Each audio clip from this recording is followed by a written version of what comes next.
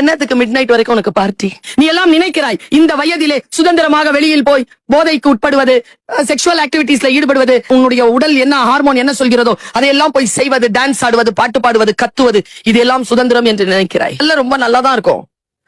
எப்பொழுது அது இல்லாமல் உன்னால் வாழ முடியாதோ அப்பொழுது நீ அதற்கு அடிமைப்பட்டு விட்டாய் என்று பொருள். ஆசைக்காகத்தான் போவாய்.